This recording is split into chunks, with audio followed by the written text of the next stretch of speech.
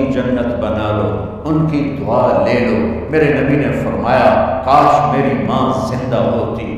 ماں کا خاص طور پر منشن کیا، میری ماں زندہ، کیوں کہ باپ کو تو دیکھا ہی نہیں اور ماں کو دیکھا ہے 6 سال۔ میری ماں زندہ ہوتی اور میں عشاء کی نماز کے مصلی پہ کھڑا ہوتا اور میرے گھر سے میری ماں کہتی محمد، تو میں ماں کے لیے نماز توڑ دیتا۔ میرا نبی کہہ رہا ہے۔ اور جب آپ حج میں تشریف لے گئے اور ابوا کے میدان سے گزرے جہاں میرے نبی کے والدہ کا انتقال ہوا تھا، اس بات کو 57 سال گزر چکے ہیں۔ 6 برس کی عمر میں مدینہ سے نکلے 3 افراد، میرے نبی کی ماں، میرے نبی کے والد کی باندھی ام ایمن، وہ بھی ماں ہیں، انہوں نے بھی دودھ پلایا تھا میرے نبی کو۔ 2 مائیں ہیں، ایک دودھ پلانے والی، ایک پیدا کرنے والی، اور ایک میرے نبی ہیں۔ جب ابوا کے پہاڑوں میں پہنچے تو اچانک ہارٹ اٹیک سے حضرت آمنہ 25 سال کی عمر میں انتقال فرما گئی، اور میرے نبی نے اتنا اس کا غم لیا۔ 6 سال کا بچہ، میں سن 2000 میں وہاں گیا تھا، میرے آنسوں نے رکنے کو آ رہے تھے کہ کہاں میرے نبی کی ماں کو اللہ نے اٹھایا، نہ کوئی آسرا، نہ کوئی سہارا، نہ کوئی رشتہ، نہ کوئی جھولی، نہ کوئی چھاؤں، ایسے تنہا یتیم گھر۔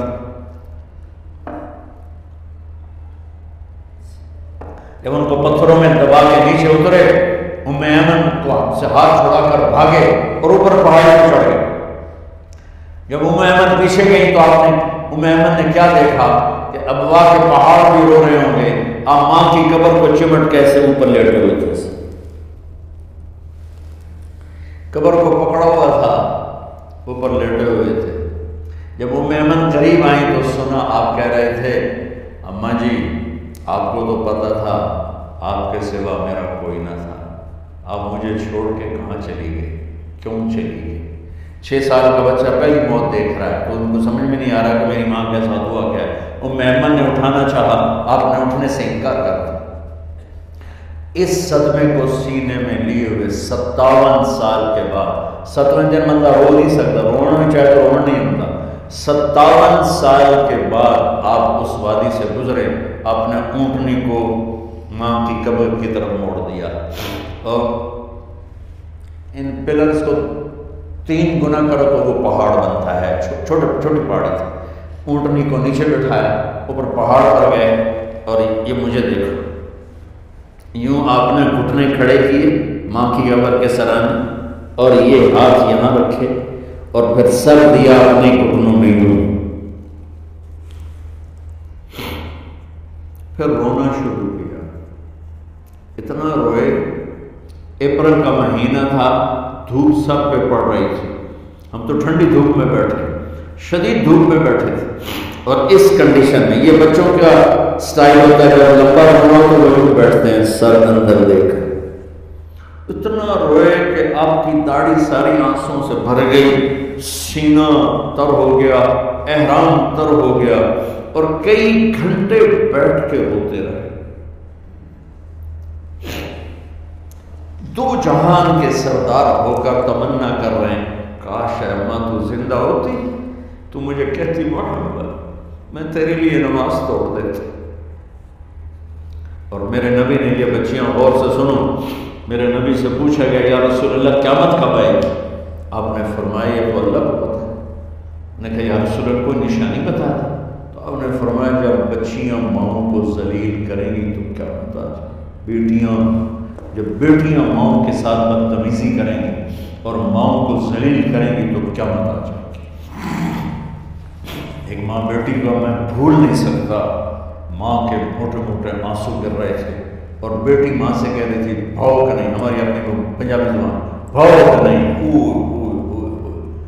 یہ تو ہم نوکر کو کہتے ہوئے ڈرتے ہیں، وہ ماں سے کہہ رہی تھی بھاؤ کہ نہیں، یعنی بکواس نہ کر، روا کے چپ، صرف آنسو اس کے گر رہے تھے ایسے۔ شاید وہ یاد کر رہی تھی کہ 9 مہینے کیسے اس کو میں نے پیٹ میں پالا، جنتے ہوئے کتنی تکلیفوں سے گزری، اور اس کو دودھ پلاتے ہوئے کتنی راتیں میں نے کاٹ کاٹ کے گزاری، اور اس کے پیشاب دھوتے ہوئے کتنی دفعہ میں سردی میں ٹھٹھری، اور آج یہ مجھے کہہ رہی ہے بھوک نہیں۔ اس لیے میرے نبی نے فرمایا جس نے ماں باپ کو دکھ دیا، سنو غور سے بچوں سارے سنو، جس نے ماں باپ کو دکھ دیا اس پہ اللہ کی لعنت، اس پہ فرشتوں کی لعنت، اس پہ زمین آسمان کی لعنت، نہ ان کی نماز قبول ہے، نہ روزہ قبول ہے، نہ صدقہ قبول ہے۔ میرے نبی کی زندگی کا دوسرا حقوق العباد، نماز حقوق اللہ میں آ جاتی ہے، میں حقوق العباد کی تھوڑی سی وضاحت کر رہا ہوں۔ ماں باپ زندہ ہیں تو دعا لے، والدین سے کہتا ہوں بچوں کو عزت دو، جہاں اولاد ماں باپ کے حقوق ہیں وہاں اولاد کے حقوق ہیں، اولاد کو عزت دو، اولاد کو عزت دو، اولاد کو عزت دو۔ بہت سی اولاد کی نافرمانی کا ذریعہ ماں باپ بن رہے ہیں، سختی کر کے، زبردستی کر کے اور ٹھونس کر چیزیں نوکروں کی طرح سلوک کر کے۔ میرے نبی کے گھر میں جب بیٹی فاطمہ ملنے کے لیے آتی تھی تو میرے نبی بیٹھے نہیں رہتے تھے، یا اب چیئر پہ بیٹھے ہیں بی بی فاطمہ آ گئی، اب زمین پہ بیٹھے ہیں بیٹی آ گئی، اب چارپائی میں لیٹے ہوئے ہیں بیٹی آ گئی۔ میرے نبی کیا کرتے تھے؟ کھڑے ہو جاتے تھے، کھڑے ہو جاتے، ایک دم کھڑے ہو جاتے، اور پھر کھڑے نہیں رہتے تھے، تیزی سے آگے بڑھتے تھے اور حضرت فاطمہ کا ہاتھ پکڑ لیتے۔ یہ والدین غور سے سنو، حضرت فاطمہ کا ہاتھ پکڑ لیتے تھے اور ہاتھ پکڑ کے مجھے دیکھو یوں بوسہ لیتے تھے، بیٹی کا بوسہ لیتے، پھر ہاتھ چھوڑتے نہیں تھے، ہاتھ پکڑے پکڑے لاتے لاتے لاتے ان کو چارپائی پر پہلے بٹھاتے تھے پھر خود بیٹھتے تھے۔ یہ باپ اور رسول ہو کر بیٹی کو یہ عزت دیتے تھے۔ پھر وہ جنت کی عورتوں کی سردار بنی، پھر وہ جنت کے سرداروں کی ماں بنی، پھر وہ اللہ کے شیر کی زوجہ بنی۔ تو والدین سے کہتا ہوں کہ اپنے بچوں کو عزت دو، عزت دو، عزت دو، عزت دو۔ پھر آپ سے زندگی کے بڑے فیصلے ہیں، شادی۔ آپ لوگ اکٹھے پڑھتے ہو لڑکے لڑکیاں، اپنی شادی کے فیصلے خود نہ کرو، اپنے ماں باپ کے حوالے کرو۔ اس میں شرافت بھی ہے، اس میں برکت بھی ہے، اس میں رحمت بھی ہے، اور اس میں والدین کی دعائیں بھی ہیں۔ کورٹ میرج کو ہوا نہ دو، boyfriend girlfriend culture ہمارا نہیں ہے۔ میرے نبی کے طریقے میں مرد اور عورت کا صرف نکاح سے تعلق ہے، اس کے علاوہ سب جہنم کی آگ ہے۔ اور والدین سے کہتا ہوں کہ اپنے بچوں سے پوچھ کے رشتے کرو، زبردستی مت کرو۔ میرا معاشرہ بہت سنگین قسم کے جرم کا شکار ہے، بچوں پہ مسلط کر دیتے ہیں، ایتھے ہی کرنی ہے، جٹائیں جی کرنی ہے، پٹائیں جی کرنی ہے، پتہ نہیں آئے کہ تھن جٹ پٹ، چلو تم ناراض ہو، راجپوتائیں جی کرنی، میں راجپوت ہوں، میں اپنی قوم کو بھی رگڑ دیتا ہوں، راجپوتائیں جی کرنی ہے، کم کرنی ہی کوئی نہیں۔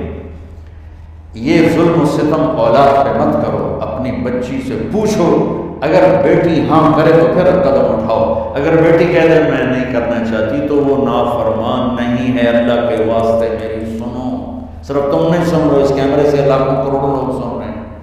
اگر بیٹا یوں کہہ دے کہ ابا میں نے یہاں شادی نہیں کرنی، میرا جی نہیں چاہتا ہے، تو وہ بیٹا نافرمان نہیں ہے، فرما بردار ہے، اس نے شریعت کا حق استعمال کیا ہے۔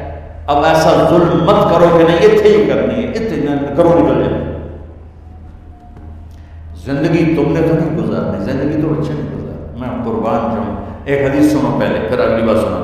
ما تزوجت وما زوجت الا بوحی من السماء نزل به جبریل۔ لوگوں سنو، میں نے جہاں شادی کی، میں نے جہاں بیٹی کی شادی کی، پہلے آسمان سے جبریل فرشتہ اللہ کا حکم لے کر آیا، پھر میں نے قدم اٹھایا۔ سمجھ گیا میری بات؟ سمجھ گئے سارے؟ اب اگلی سنو۔ حضرت علی فاطمہ کا رشتہ لینے آ گئے اور جبریل ان سے پہلے آ گئے کہ یا رسول اللہ فاطمہ علی کے لیے، باپ محمد مصطفیٰ جیسا ہے، رشتہ مانگنے والا علی جیسا ہے، اور بیٹی فاطمہ جیسی ہے۔ اور آپ پوچھتے ہیں علی کیسے آئے؟ وہ شرم کی وجہ سے کچھ کہہ نہ سکے، چپ۔ آپ کو تو پتا تھا، آپ نے فرمایا فاطمہ کے رشتے کے لیے آئے ہو؟ جی۔ تو جبریل کا نام لے رہا ہے کہ یا رسول اللہ اتنے ہی کرنا ہے۔ آپ نے ہاں نہیں کی، آپ نے کہا انشاءاللہ، اور یہ کہہ کر اٹھ گئے۔ انشاءاللہ نبی کا ہاں ہی ہوتا ہے، لیکن جبریل کے آنے کے باوجود اور اللہ کے کہنے کے باوجود میرے نبی کو بھی پتہ ہے کہ یہ رشتہ یہاں کاتب تقدیر نے لکھ دیا ہے، لیکن امت کو سبق سکھانے کے لیے آپ گھر تشریف لے گئے۔ بیٹی فاطمہ کہ جی یا رسول اللہ، کہ علی کا رشتہ آیا ہے، میں ہاں کر دوں؟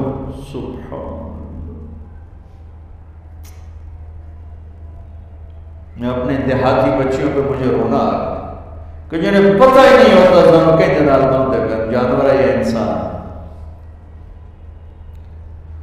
علی جیسا تھا، چلو علی کو چھوڑو، فاطمہ کو چھوڑو، جبریل آیا کرتا ہے، جبریل آیا کرتا ہے۔ اس کے بعد فاطمہ سے پوچھنے کی کیا بات ہے؟ جبریل آ کر کہہ رہا ہے یا رسول اللہ، اللہ کہہ رہا ہے فاطمہ علی کے لیے ہے اور علی فاطمہ کے لیے ہے، اور پھر آپ کہتے ہیں بیٹی فاطمہ ہاں کرو۔ ہماری تو آج کی بیٹیاں انکار نہیں کرتی، چپ کر کے گاؤں مائی طرح بن چھڑ دن کے لینا۔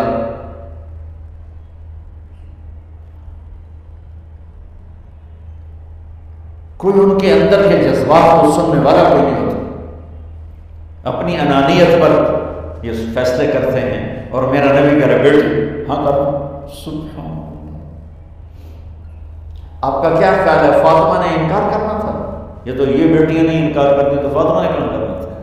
لیکن یہ سبق دینا تھا ان والدین کو جو نادانی میں نادانی کے فیصلے کر کے اولاد کو ہمیشہ ایک ٹھنڈی آگ میں دھکا دے دیتے ہیں۔ حضرت فاطمہ رضی اللہ عنہا نے جب ہاں کی پھر آپ باہر نکلے۔ اچھا مزے کا واقعہ ہو، حضرت علی اٹھ کے باہر نکلے تو صحابہ باہر کھڑے انتظار کر رہے تھے کہ کیا ہوا۔ حضرت علی کو بھیجنے والے تھے عبد الرحمن بن عوف، پہلے ابو بکر گئے تو آپ نے انکار کر دیا، عمر گئے رشتہ مانگا، آپ نے انکار کر دیا، عبد الرحمن بن عوف نے علی سے کہا آپ جائیں، آپ کا رشتہ رد نہیں ہوگا۔ کہنے لگے میرا تو ذاتی گھر بھی کوئی نہیں، مجھے کہاں سے رشتہ ملے گا، میں تو بالکل غریب ہوں۔ کہ نہیں تم جاؤ۔ تو واپس آتے انہوں نے عبد الرحمن بن عوف پہ چڑھائی کر دی، وہ کیا ہے تو میں گلے آئی، انکار ہو گیا۔ تو صحابہ نے پوچھا کیا ہوا؟ کچھ کہا ہی نہیں، چپ کر کے گئے۔ تو عبد الرحمن بن عوف کہنے لگے کچھ بولے صحیح، کہ بس اتنا کہا انشاءاللہ تو مبارک ہو، نبی کا انشاءاللہ ہاں ہوتا ہے۔ اچھا تو اتنے میں آپ باہر تشریف لے قائل اچھی کرو، بلا لوگوں کو بلاؤ۔ سوری مسجد بھر گئی، آپ کے سوری مسجد فل ہو گئی، آپ ممبر پہ کھڑے ہوئے علی کو سامنے بٹھایا کہ لوگو یہ جبریل میرے پاس اللہ کا پیغام لائے ہیں کہ میں فاطمہ بنت محمد کا نکاح علی کے بن ابی طالب کے ساتھ کر لوں۔ پھر آپ نے خطبہ پڑھا اور کہا کہ علی میں نے فاطمہ بنت محمد کو 400 درہم مہر کے عوض تیرے نکاح میں دیا، تو نے قبول کیا۔ حضرت علی نے زور سے نعرہ لگایا میں نے قبول کیا، اور سجدے میں چلے گئے، اللہ کا شکر کا سجدہ ادا کیا۔ پھر میرے نبی نے وہیں سارے مجمع کو شہد کا شربت پلایا اور تازہ کھجوریں کھلائیں۔ پھر جب رخصتی ہوئی تو آپ نے حضرت علی سے فرمایا کہ اب آ کے لے جاؤ۔ پھر آپ نے حضرت ام سلمہ، حضرت حفصہ اور جناب حضرت عائشہ رضی اللہ عنہ ان تینوں کو بلا کر فرمایا تمہیں پتہ ہے نا مجھے فاطمہ سے کتنا پیار ہے، تو تم فاطمہ کو دلہن بناؤ، اس کی تیاری کرو، اسے دلہن بناؤ۔ تو تینوں نے حضرت فاطمہ کو دلہن بنایا۔ پھر آپ نے حضرت علی کو پیغام بھجوایا، وہ تشریف لائے، اپنی اونٹنی لے کر آئے، حضرت عقیل ساتھ ہے، سلمان فارسی ساتھ ہے، اور دروازے پر اونٹنی بٹھائی، آپ علی کو اندر لے گئے اور یوں فاطمہ کا ہاتھ پکڑ کے علی کے ہاتھ میں دے کر فرمایا علی تمہیں نبی کی بیٹی مبارک۔ سبحان۔ پھر آپ نے کہا میری بیٹی فاطمہ مجھے اپنے خاندان میں جو سب سے زیادہ محبوب تھا میں نے تیرا ہاتھ اس کے ہاتھ میں دے دیا ہے۔ والدین سے کہتا ہوں اپنے نبی کی زندگی پڑھو۔ میرا درد ہے کہ ہماری ثقافت میں اسلام داخل نہیں ہوا، ہمارے عبادت میں اسلام آ گیا، بہت سارا مجمع مرد عورتوں کا نمازی ہے، حاجی ہے، عمرے کرتے ہیں، لیکن ثقافت میں نبوت کی جھلک دکھائی دے، ثقافت میں اللہ کا نبی دکھائی دے، وہ نہیں ہے۔ زندگی بیت گئی اس انتظار میں، مدت سے لگ رہی تھی لب بام ٹکٹکی، تھک تھک کے گر گئی نگہ انتظار آج، پتہ نہیں کب صبح ہوگی۔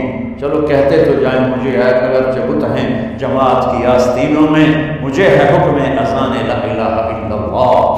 والدین کے ذمہ ہے اولاد کو عزت دینا، ان کی سب سے بڑی خواہش میں ان کا احترام کرنا کہ زندگی انہوں نے گزارنی ہے، اور آپ کے ذمہ ہے والدین کے آگے سر جھکا دینا۔ اللہ کے واسطے کورٹ میرجز اور خفیہ شادیاں یہ نہ ہماری ثقافت ہے نہ یہ انسانیت ہے۔ ہمیشہ دکھ دردوں میں زندگی گزرتی ہے کہ اصل زندگی تو موت کے بعد آنے والی ہے۔ تو والدین پڑھیں شریعت کو، اولاد بھی پڑھے اپنے نبی کی زندگی کو۔ ایک شخص حضرت عمر کے پاس آیا ایک بیٹے کو لے کر، کہا امیر المومنین یہ میرا بیٹا بڑا نافرمان ہے اور مجھے بہت تنگ کرتا ہے۔ حضرت عمر کے پاس لاٹھی ہوتی، دونوں یوں اٹھائے، وہ کہنے لگا حضور معافی دے جائے، ایک میری گل سن۔ آپ نے فرمایا کیا؟ کہنے لگا ماں پیو دے بڑے حق ہیں، بالکل ٹھیک ہے، پر کوئی ساڈا حق بھی ہے ماں پیو سے؟ آپ نے کہا ہاں۔ آپ نے ہاں۔ کہنے لگے ذرا وہ بتا دیں۔ کہ پہلا حق ہے اچھی ماں تلاش کرے، نیک عورت تلاش کرے۔ دوسرا حق یہ ہے نام اچھا رکھے۔ تیسرا حق یہ ہے اس کو قرآن کی تعلیم دے۔ کہا جی پھر سن لو حضرت جی، ایسا میرے پیو کو پوچھو اس حبشی عورت نال شادی کر کے مینوں حبشی ماں دیتی، انہوں کوئی عرب ماں ہی نہیں لگتی۔ میرا پہلا حق اس مارے ہے۔ دوسرا سن لو، اس نے میرا نام جولان رکھا ہے۔ جولان گندگی کے کیڑے کو کہتے ہیں، اس نے میرا نام جولان رکھا ہے۔ اور تری سن لو، اس آیت نے میں قرآن کی شکل نہیں دکھائی۔ حضرت عمر وہ چھوٹا اور اسے تک کہتے ہیں پہلے تیری مالش کرو پھر یہ کر۔ تو آج کے والدین بھی اپنی اولاد کے بارے میں بہت بہت بہت غافل ہیں، اور اولاد کا بھی حال یہی ہے، چونکہ ماں کیا ہے، باپ کیا ہے، اولاد کیا ہے۔